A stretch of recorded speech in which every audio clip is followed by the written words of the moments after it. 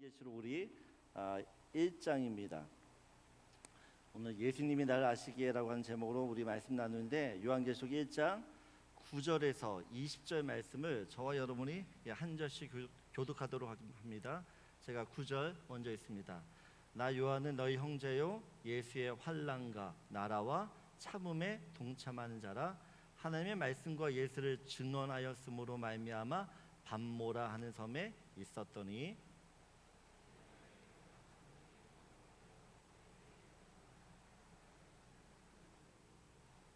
이르되 네가 보는 것을 두루마리에 써서 에베소, 서보나, 버가모, 두아디라, 사대, 빌라델피아, 라오디게아 등 7교회에 보내라 하시기로.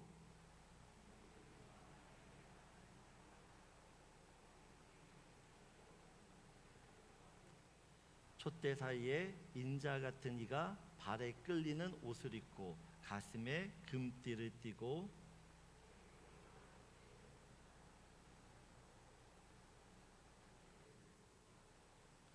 그의 발은 풀무불 단련한 빛난 주석 같고 그의 음성은 많은 물소리와 같으며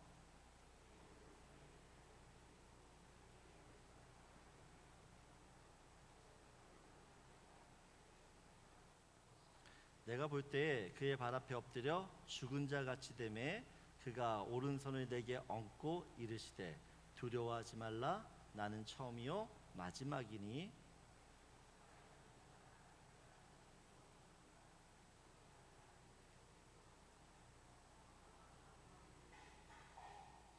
그러므로 네가 본 것과 지금 있는 일과 장차 될 일을 기록하라. 네가 본 것은 내 오른손에 7별의 비밀과 또 7금 촛대라. 7별은 7교회의 사자요 7촛대는 7교회니라. 아멘. 요한계시록 당시 초대교회는 도미티안 황제로부터 어마무시한 박해를 받고 있었습니다. 도미티안 황제는 사람들로 하여금 자신을 황제라고 부르지 말고 우리 주, 우리 하나님이라고 부르게 합니다. 그러니까 자신을 신격화하는 거죠. 도미티안이 자신을 우리 주, 우리 하나님으로 부르게 한 건 다분히 의도적이고 어떤 목적이 있었어요. 그 당시 교회 공동체, 이 공동체가 사사건건 이 도미티안의 정책, 그 정책에 계속 반대를 하는 것입니다. 비협조적이었어요. 도미티안 눈에는 이 교회 공동체가 가시와 같은 존재인 거죠. 그래서 이 교회를 정말 제거하기 위해서 자신을 신격화하고 우상 숭배를 이제 하게 합니다. 왜냐하면 도미티안이 자신을 신으로 섬기라고 했을 때 이 교회가 이것에 대해서 반대할 것을 너무나 잘 알았기 때문이에요. 그래서 도미티안이 이제 황제라고 하는 이름 대신 우리 주 우리 하나님으로 불러라고 이야기하자 기독교인들이 반대한 거죠. 그때 도미티안이 이때를 계기로 교회를 대대적으로 박해하기 시작합니다. 여러분, 도미티안 박해는 어느 날 갑자기 일어나요. 갑자기 시작됩니다. 그냥 평범한 일상을 살고 있는 기독교인들에게 어느 날 갑자기 예수를 믿는다는 이유로 로마 군인이 찾아와서 잡아가는 거예요. 막무가내로 때리면서 고문하고 또한 감옥으로 집어넣는 거죠. 그러다가 콜로세움이 어떻게 해요? 사자밥으로 던집니다. 마치 2차 대전 당시에 독일군이 유대인들을 아무런 이유 없이 잡아들여요. 한 수용소에 이제 몰아놓죠. 그리고 어떻게 해요? 그들을 죽입니다. 그런 일들이 초대교회 성도들에게도 똑같이 일어나는 겁니다. 초대교회 성도들이 이 환난과 핍박을 이제 겪으면서 한 가지 계속 드는 생각이 있는 것이에요. 그게 뭐냐니까 예수님은 지금 어디 계신가 합니다. 예수님은 지금 어디 있는가? 예수님은 지금 뭘 하고 계시는가예요. 사실 이런 고민은 고난 갖는 고난을 받는 성도라면 누구나 하는 질문입니다. 누구나 하는 질문. 구약의 선지자 하박국 선지자가 하나님께 이런 질문을 해요. 하박국 1장 2절을 보게 되어지면 함께 있습니다. 여호와여, 내가 부르짖어도 주께서 듣지 아니하시니 어느 때까지이리까? 내가 강포로 말미암아 외쳐도 주께서 구원하지 아니하시나이다 라고 이야기합니다. 지금 이스라엘 백성들이 지금 외적으로부터 엄청난 고난을 당하고 있어요. 핍박당하고 있어요. 그래서 이스라엘 백성들이 하나님께 부르짖습니다. 하나님, 우리 좀 살려주세요. 그런데 어떻게 해요? 하나님께서 아무런 응답을 안 하시는 거예요. 아무리 외쳐도 주께서 자신들을 구원하지 않는다는 것이에요. 여러분, 환난 중에 예수님은 과연 어디 계시는 걸까요? 우리가 고난 중에 있을 때 예수님은 어디 계시냐는, 뭘 하고 계시냐는 것입니다. 여러분, 요한계시록은 초대교회 성도들이 이런 고민을 하고 있을 때 이 고민에 대한 해답을 주고자 썼던 예수님의 편지예요. 편지. 11절을 보세요. 같이 읽겠습니다. 이르되 네가 보는 것을 두루마리에 써서 에베소, 서버나, 버가모, 두아디라, 사대, 빌라델피아, 라우디아게 등 7교회 보내라 하시기로 라고 이야기합니다. 예수님께서 핍박당하고 있는 교회들에게 편지를 쓰세요. 편지를 써서 지금 그들에게 보내고 계시는데, 여러분, 지금 예수님께서 이 고난당하고 있는, 핍박당하고 있는 교회에게 편지를 쓰면서 가장 먼저 하시는 말씀이 있어요. 가장 먼저 무슨 말씀을 하시는가 보면 우리 12절 13절입니다. 같이 읽겠습니다. 몸을 돌이켜 나에게 말한 음성을 알아보려고 돌이킬 때에 7 금촛대를 보았는데 촛대 사이에 인자 같은 이가 발에 끌리는 옷을 입고 가슴에 금띠를 띠고 라고 이야기합니다. 여러분, 성경에서 인자는 누구를 지칭하는 걸까요? 누구를 가리키죠? 예수님이죠. 예수님. 인자는 예수님을 가리켜요. 그럼 지금 예수님이 지금 어디에 있어요? 촛대 사이에 인자 같은 이가 있다라고 이해하죠. 그러면 촛대가 상징하는 게 뭐냐 보면 20절을 보세요. 20절 같이 읽겠습니다.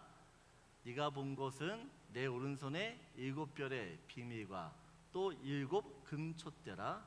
7별은 7교회 사자요 7 촛대는 7 교회니라 라고 이야기합니다. 여러분, 지금 7 촛대가 뭐라고 이야기하죠? 교회. 그럼 보세요. 아까도 우리가 13절에 예수님께서 촛대 사이에 있다라고 한 이야기는 예수님이 지금 어디에 있다는 얘기예요? 예수님 지금 교회 사이에 있다라는 거예요. 교회에 있다는 겁니다. 여러분, 지금 7 교회들은요 고난당하고 있어요. 핍박당하고 있어요. 그때 예수님께 기도하는 거죠. 예수님 어디 계세요? 우리 좀 도와주세요. 예수님 안 보여요 라고 이야기하는데 실제로 예수님은 어디 계시고 있다고요? 어디 계세요? 핍박당하고 있는 교회 그 사이에 계신다는 겁니다. 여러분, 예수님께서는 교회가 어려울 때 하늘 저 멀리 있는 게 아니에요. 고난당하고 있는 교회와 성도와 함께 있어요. 사람들은 이야기합니다. 내가 이렇게 힘든데 예수님 어디 있어요? 예수님 지금 내 상황을 알고 계세요? 예수님 도대체 뭐하고 계십니까? 좀 나 좀 도와주세요 라고 이야기합니다. 근데 예수님께서는 한 번도 교회를 또한 성도들을 떠나신 적이 없다는 것이죠. 항상 교회 사이에 계세요. 교회 사이에. 계시록 2장 1절도 보세요. 에베소 교회 사자에게 편지하라. 오른손에 있는 7별을 붙잡고 7 금 촛대 사이를 거니시는 이가 이르시되. 여러분, 예수님이 지금 어디를 거니고 계세요? 교회 사이를 걷고 계세요. 교회 사이로. 여러분, 우리 눈에 하나님이 보이지 않는다고 해서 하나님이 우리와 함께 하지 않는 게 아니죠. 내가 느끼든 내가 느끼지 못하든 하나님은 어디 계세요? 여러분과 함께 계세요. 여러분, 나와 함께 한다라는 것이에요. 나와 함께. 예수님께서 일곱 교회에 편지를 쓰면서 반복적으로 계속 하시는 말씀이 한 가지 있어요. 그게 뭐냐? 내가 안다라는 이야기입니다. 내가 안다. 계시록 2장 이제 보여? 내가 내 행위와 내 수고와 내 인내를 알고 라고 이야기하죠. 계시록 2장 9절은 내가 내 환난과 궁핍을 알거니와 라고 이야기하고, 2장 13절을 보면 네가 어디에 사는지를 내가 아노니 거기는 사탄의 권자가 있는 데라 라고 이야기해요. 또 2장 19절은 내가 내 사역과 사랑과 믿음과 성김과 인내를 아노니 라고 이야기합니다. 여러분, 예수님이 일곱 교회에게 지금 무슨 말씀하세요? 내가 너희를 알아 라고 이야기해요. 여러분, 예수님이 어떻게 교회를 아실까요? 예? 예수님이 교회와 함께 하시기 때문에 교회를 아는 거죠. 우리가 신앙생활 할 때 하나님에 대해 답답해하는 느낌이 한 가지 있죠. 그건 뭐냐면, 하나님이 정말 나를 알까? 하나님이 정말 나를 이해하실까? 라는 거예요. 유스, 엄마 아빠가 여러분을 알까요? 모를까요? 네? 여러분의 마음이 어떤지 엄마 아빠가 이해해요? 못해요? 네? 해? 못해? 한다. 거짓말하지 말고, 엄마 아빠 나 이해 못한다. 그래, 얘가 솔직한 거야. 어? 여러분, 그러면 친구들이 나를 더 이해해? 아니면 엄마 아빠가 나를 더 이해해? 예? 친구, 엄마 아빠. 친구. 여러분이 좋아하는 거, 또 사고 싶은 거, 하고 싶은 거, 또 여러분이 하고 있는 고민, 부모님들이 알 수도 있고 모를 수도 있죠. 오히려 내 옆에 있는 친구가 내 고민을 더 잘 알 것 같아요. 내 마음을 잘 알 것 같아요. 근데 정말 그럴까요? 여러분, 이 세상에서 부모님만큼 여러분을 잘 아는 사람은 없어요. 안 믿어지지? 여러분이 나중에 이제 크면 이해가 될 거예요. 여러분, 친구들이 여러분을 안다고 해도 여러분을 도와줄 수 있는 어떤 힘과 능력이 친구들에게는 없어요. 근데 부모님은 여러분을 알 뿐만 아니라 여러분의 모든 것들, 고민들을 해결할 수 있는 능력을 가지신 유일한 분이에요. 여러분, 마찬가지예요. 마찬가지. 예수님께서 지금 7개를 안다라고 말씀하세요. 예수님이 안다라고 할 때 대충 알고 계시는 걸까요? 아니면 초대교회 모든 속사정과 그 형편과 또 그들의 고민과 아픔과 힘듦을 알까요? 모를까요? 너무 잘 아는 거죠. 7교회가 지금 어떻게 고난 중에 주님을 위해 헌신하고 섬기고 또 하나님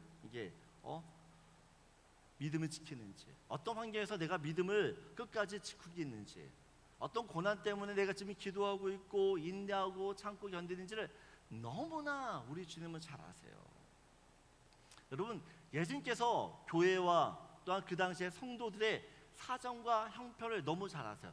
정말 그들이 힘들게 신앙생활한다는 걸 아세요. 그러면 그렇게 힘들게 고생하고 믿음 생활하고 있는 그 성도들을 그냥 가만히 지켜보고 계실까요? 아니면 도와주실까요? 예? 어떻게 할 것 같아요? 내가 정말 힘들어 죽겠어. 그때 내가 하나님께 도와달라고 했는데 하나님이 나를 도와주세요? 안 도와주세요? 예? 하나님 도와줘? 안 도와줘? 진짜 도와줘? 내가 기도했는데 문제가 다 풀려? 여러분, 우리가 힘들어서 정말 죽을 것 같이 힘들어 하나님께 기도했는데 하나님이 짜자잔 하고 탁 나타나서 문제를 다 해결해 주세요? 예? 가끔은 그렇죠. 하지만 대체적으로는 내가 기도했다고 하나님이 바로 짠하고 나타나서 내 문제를 해결해 주시지 않아요. 그래서 우리는 생각하는 거죠. 아, 정말 하나님이 날 사랑하시는가? 날 좀 도와주고 계시는가? 우리는 기도했는데도 하나님께서 아무런 어떤 이 상황이 바뀌지 않으면 하나님이 그냥 우리를 도와주지 않고 이렇게 쳐다만 보고 아니면 그냥 방치해 둔다라고 생각해요. 근데 보세요. 사도행전 7장 55절 56절을 보면 스데반 집사가 예수님을 전하다가 돌에 맞아 죽기 직전이에요. 돌에 맞아 죽기 직전에 스데반이 보는 게 한 가지 있어요. 55절 같이 있습니다. 스데반이 성령 충만하여 하늘을 우러러 주목하여 하늘의 영광과 및 예수께서 하나님 우편에 서신 것을 보고 말하되 보라 하늘이 열리고 인자가 하나님 우편에 서신 것을 보노라 한대. 여러분, 성경을 보면 예수님께서 항상 하나님 보좌 우편에 앉아 계세요, 서 계세요? 예? 예? 보통 성경은요, 예수님께서 하나님 보좌 우편에 앉아 계세요. 근데 오늘 본문에만 하나님이 지금 예수님이 하나님 우편에 앉아 계셔 서 계세요. 여러분, 왜 예수님이 보통은 앉아 계셨는데 왜 서 계시는 거예요? 왜 서 계실까요? 스데반을 응원하기 위해서요. 스데반이 지금 순교를 하기 직전이에요. 예수를 믿는다는 이유 때문에 지금 돌에 맞아 죽기 전에요. 그런 스데반을 보면서 어떻게 해요? 예수님이 도저히 앉아서 지켜볼 수가 없는 거예요. 일어나서 어떻게 해요? 스데반을 응원하는 거지. 여러분, 지금 스데반이 순교를 당하기 전에 지금 하늘을 보니까 하늘이 열려. 하늘을 열어서 어떻게 해요? 보여주시는 거죠. 뭘 보여주세요? 스데반, 너 혼자 아니야. 내가 너와 함께 있어. 그러면서 어떻게 해요? 스데반에게 힘을 주는 거예요. 여러분, 스데반이 그 하늘에 있는 그 하나님 우편에 앉아 계시던 그 예수님이 벌떡 일어나서 자기를 쳐다보는 걸 보면서 무슨 생각을 할까요? 아, 하나님이 나를 사랑하시는구나. 예수님 지금 나를 응원하시는구나. 여러분, 사람들은 스데반이 순교할 때 예수님께서 아무런 액션을 취하지 않는다라고 생각했어요. 아무런 일이 일어나지 않는다 생각했어요. 그런데 영적인 눈이 열리니까 예수님께서 스데반과 끝까지 함께 하시는 거죠. 그를 도우시는 거예요. 그게 힘을 주시는 겁니다.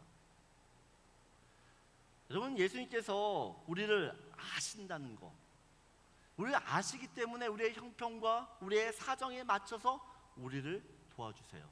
아멘이십니까? 하나님은 언제나 우리의 형편에 맞게 우리를 도와주세요. 여러분, 이것을 믿는 게 믿음이에요. 믿음. 여러분, 재정 보고 들으셨죠? 우리 교회 재정 상황이 좋은 게 아니에요. 근데 제가 걱정 안 해요. 대신에 정말 죽어라 기도해요. 저 새벽 기도에 나오면요, 정말 미친 듯이 소리 질러요. 기도해요. 왜 기도하냐? 여러분, 교회 통장에 10만 불 있으면 마음 편안하고, 교회 통장에 1,000불밖에 없으면 마음이 불안하면, 교회는 지금 무엇을 믿고 있는 거예요? 네? 뭘 믿는 거예요? 통장에 10만 불 있으면 마음 편안하고, 통장에 1,000불만 있으면 마음이 불안하면 뭘 믿는 거예요? 돈 믿는 거지. 저는 하나님을 믿어요. 하나님을 믿기 때문에 하나님께 기도해요. 제가 지난주에 정말 기도했던 한 가지가, 하나님, 저희 성교비 보내야 돼요. 성교비. 3반기 성교비를 보내야 되는데, 하나님, 재정이 부족해요. 좀 보낼 수 있도록 이 재정 좀 주세요. 정말 기도했거든요. 근데 그 다음날 주일날 저희 재정팀 한 분이 오셔서 이야기하는, 목사님, 어떤 무명이에요, 무명. 어떤 분이 상반기 성교비를 한꺼번에 목적 헌금으로 헌금하셨대요. 제가 소름이 끼쳤어요. 여러분, 기도하면 하나님은 그 기도에 필요하면 반드시 들어주는 줄 믿습니다. 여러분, 주님이 나를 아세요. 우리를 아세요. 알기 때문에 우리를 도우시는 줄 믿습니다. 주님이 나를 안다는 것이 여러분에게 힘이 되길 바랍니다. 여러분에게 위로가 되길 바라요. 여러분에게 주님이 나를 알기 때문에 내가 평강해라고 편안해 할 수 있는 그런 은혜가 있기를 원한다는 것이에요. 여러분, 내가 열심히 예수님을 믿는다고 해서 세상이 하루아침에 달라질까요? 내가 예수를 열심히 믿는다고, 잘 믿는다고 해서 세상은 달라지지 않아요. 근데 분명한 사실 한 가지는, 남들은 알지 못하고 남들은 알아주지 않지만 내가 그렇게 열심히 예수님을 믿는다는 것을 주님이 아시고 또한 인정하세요. 그리고 너 진짜 잘했다라고 칭찬하세요. 그럼 오늘도 본문을 보게 되어지면 요한계시록 1장 17절에 사도 요한이 어떻게 보면 사도 요한에게 예수님이 찾아오세요. 예수님이 19절에 이렇게 이야기합니다. 17절에 내가 볼 때에 그의 발 앞에 엎드려져 죽은 자 같이 되매 그가 오른손을 내게 얹고 이르시되 두려워하지 말라. 나는 처음이요 마지막이라고 이야기합니다. 여러분, 지금 사도 요한이 어디 있냐 보면 9절에 이렇게 해요. 나 요한은 너희 형제요 예수의 환난과 나라와 참음에 동참하는 자라. 하나님의 말씀과 예수를 증언하였음으로 말미암아 담모라 하는 섬에 있었더니라고 이야기해요. 여러분, 지금 사도 요한은 예수를 증거했다라고 하는 그 이유 때문에 어떻게요? 환난당했고, 그래서 어떻게 지금 담모라고 하는 그 섬에 유배당했어요. 사도 요한도 지금 마음이 너무 힘들어요. 근데 그때 어떻게요? 예수님이 찾아와서 사도 요한의 등을 만져요. 뭐라고? 등을 툭툭 치면서 하시는 말씀이, 내가 너를 안다는 거예요. 네가 얼마나 힘들게 나를 믿는지 내가 안다. 너를 안다는 거예요. 여러분, 내가 정말 힘들어요. 예수를 정말 열심히 믿으려고 하는데 여러 가지 어려움을 당해요. 근데 예수님이 그때 나한테 찾아와서, 괜찮아, 내가 너 다 잘 알아, 내가 너를 알아, 이 한마디 하면 여러분 마음이 어떨까요? 그 고생스러운 것들이요, 여러분 한순간에 다 해결되는 거예요. 여러분, 예수님께서 이 초대교회에게 편지를 써요. 정말 지금 그들이 얼마나 힘든 상황에서 지금 이 신앙생활 하는지 모릅니다. 그래서 그들을 칭찬을 해요. 근데 예수님께서 칭찬만 하는 게 아니라 교회의 불편한 진실, 또한 숨기고 싶은 진실, 죄악된 모습을 말씀하세요. 계시록 2장 4절을 보게 되어지면, 그러나 너를 책망할 것이 있나니 너의 처음 사랑을 버렸다라고 이야기합니다. 예수님께서 에베소 교회를 책망하시고, 또한 버가모 교회와 두아디라 교회를 책망하세요. 그리고 사대 교회를 책망하시고, 또한 라오디게아 교회를 책망하세요. 에베소 교회는요, 진리, 이 진리를 잘 지켰지만 사랑이 식었어요. 이것 때문에 예수님부터 책망을 받습니다. 버가모 두아디라 교회는 우상 숭배를 하고 또 음란함이 음행들이 교회 안에 일어납니다. 서머나 교회와 빌라델피아, 서머나 교회는요, 환란 중에도 믿음을 지켰던 칭찬받았던 두 교회예요. 하지만 사대교와 라오디아 교회는 형식과 자기 기만에 빠져요. 이걸로 인해서 책망을 받습니다. 설교를 준비하면서 이런 질문을 하게 돼요. 하나님께서는 왜 도미티안 박해 가운데 요한계시록을 기록하게 했는가? 왜 도미티안 박해 때 교회들에게 편지를 쓰게 했냐는 것이에요.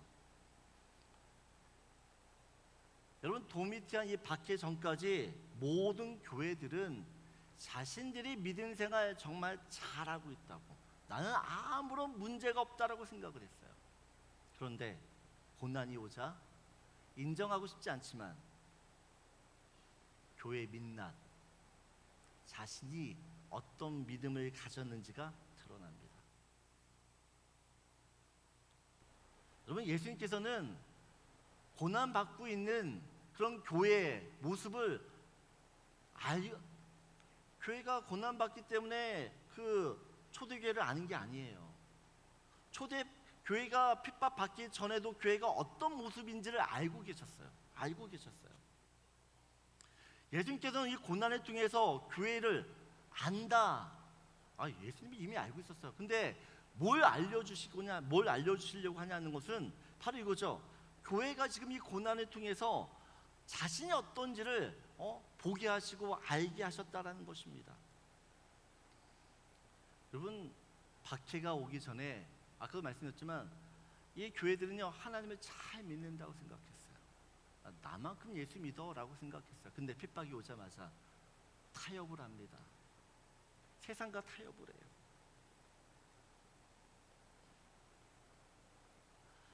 여러분, 이 도미티안 시대는요, 신앙과 권력, 진리와 어떻게 보면 타협, 이 둘 중에 하나를 선택해야 돼요.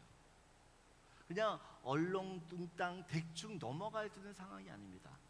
예수든지 도미티안이든지, 이거는 죽든지 살든지예요. 둘 중에 하나는 무조건 선택해요. 둘 중에 하나는.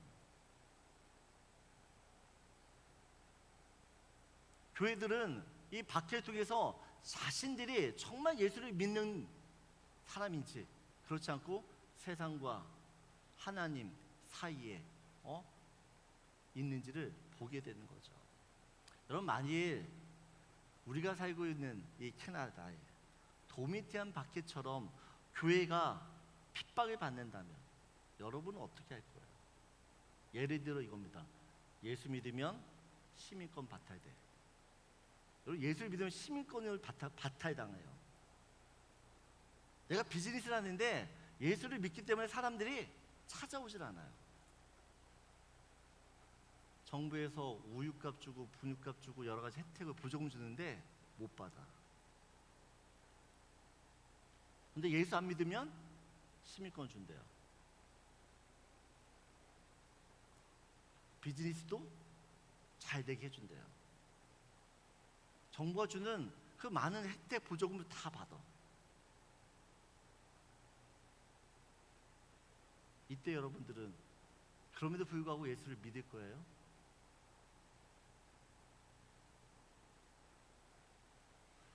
여러분, 시대마다 교회에 대한 핍박과 어려움이 다 있었어요. 그때 우리는 생각합니다. 예수 믿는 게 왜 이렇게 힘들어? 이렇게까지 하면서 내가 예수를 믿는 게 맞아? 그런데 그 고난과 박해 속에서 진짜와 가짜가 드러나요. 내가 정말 예수를 믿는 건지 그렇지 않은 건지가 드러난다라는 것이요. 여러분, 예수 믿는 사람만이 천국 가요. 아세요? 그렇기 때문에 고난을 주는 거예요. 고난. 7교회 중에 5교회가 예수님께 책망을 받아요. 그 중에 이 에베소라고 하는 교회는 바울, 디모데, 요한 같은 정말 영성이 대단한 사람들이 담임 목사로 있으면서 양육을 받았어요. 말씀으로 얼마나 훈련을 받았는지 몰라요. 그래서 요한계시록 2장 2절을 보게 되어지면 같이 읽을까요? 내가 내 행위와 수고와 내 인내를 알고 또 악한 자들을 용납하지 아니한 것과 자칭 사도라 하되 아닌 자들을 시험하여 그의 거짓된 것을 내가 드러낸 것과. 무슨 말이냐? 교회 안에 악한 자들이 있는데 그런 악한 자들을 말씀으로 구별해내요. 자칭 사도라고 하는 사람들이 거짓되게 이야기를 하는데 그것들을 잘 분별하고 가려낼 만큼 이 에베소 교인들은요 똑똑했어요. 성경을 잘 알았다는 것입니다. 근데 주님께서 그런 에베소 교회에게 무슨 책망을 하는가? 너 처음 사랑 버렸어. 그 처음 사랑을 버렸기 때문에 어떻게요? 너희 회개하지 않으면 내 촛대를 옮기겠다라고 이야기해요. 여러분, 에베소 교회는 초대 교회 중에서도 말씀이 정말로 말씀대로 사는 교회였어요. 그럼에도 불구하고 고난이 오니까 드러나는 거죠. 그들이 어떤 잘못들이 있는지가. 그러면 고난은요 우리한테 유익이라고 이야기해요. 고난이 왜 유익인지 아십니까? 그 고난을 통해서 내 안에 있는 죄를 보게 되어지고 그 죄악을 끊어내기 때문에. 고난 때문에 내가 어떤 죄를 짓고 있는지가 보이는 거고, 내가 지금 이런 죄 때문에 하나님 앞에 바로 서지 못하는 걸 알고 어떻게요? 그래서 끊어내는 것입니다. 무엇보다도 고난은요 예수님께서 교회에게 하시는 말씀을 듣는 시간이에요. 어떤 신학자가 이야기합니다. 고난은 하나님의 확성기다. 고난이라는 걸 통해서 어떻게요? 하나님께서 하시는 그 말씀을 듣게 된다라는 것이에요. 평상시에는 안 들려요. 근데 고난이라는 것 때문에 내가 하나님께 귀를 기울이는 거죠. 그때 하나님이 나한테 하시는 말씀을 듣게 된다는 것입니다. 계시록 2장 7절을 보세요. 같이 읽겠습니다. 귀 있는 자는 성령이 교회들에게 하시는 말씀을 들을지어다. 이기는 그에게는 내가 하나님의 낙원에 있는 생명나무의 열매를 주어 먹게 하리라. 여러분, 지금 예수님께서 교회들에게 말씀을 하세요. 근데 이 말씀이 정말 교회 성도들에게 들리면 어떤 일이 일어나는지 아세요? 요한복음 5장 25절 같이 읽겠습니다. 진실로 진실로 너에게 이르노니 죽은 자들이 하나님의 아들의 음성을 들을 때가 오나니 곧 이때라. 듣는 자는 살아난다라고 이야기해요. 여러분, 예수님이 하시는 말씀을 듣잖아요. 죽은 자가 살아나요. 나를 살리는 건 돈이 아니에요. 건강도 아니에요. 오직 하나님의 말씀만이 나를 살려. 하나님의 말씀. 이런 초대교회가 지금 어마무시한 박해 가운데, 그 가운데서도 믿음을 지킬 수 있는 이유가 뭐냐는 건 예수님의 말씀 때문이에요. 그 말씀을 들으니까 힘이 나는 것이고, 그 말씀 때문에 그 어려운 모든 것들을 잊을 수 있는 것이에요. 예수님께서 7교회를 칭찬하시지만 책망도 하세요. 왜 책망하시냐? 무슨 일이 있어도 끝까지 너희들이 끝까지 이 믿음을 지키기를 원하시기 때문에 책망하는 것이에요. 예수님이 제자들에게 말씀하세요. 요한복음 16장 33절 보면 같이 읽겠습니다. 이것을 너에게 이르는 것은 너희로 내 안에서 평안을 누리게 하려 함이라.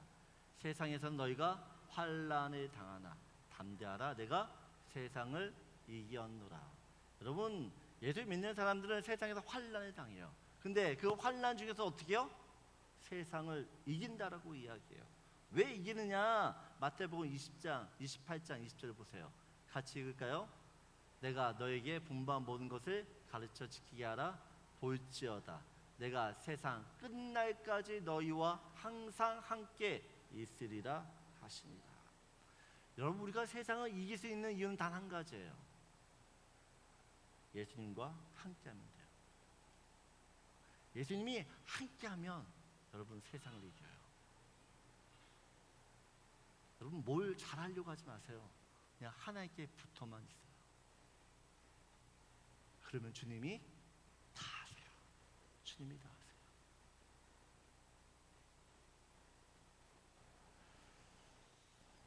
여러분, 이 말씀은 제자들에게 하셨던 말씀이에요. 예수님이.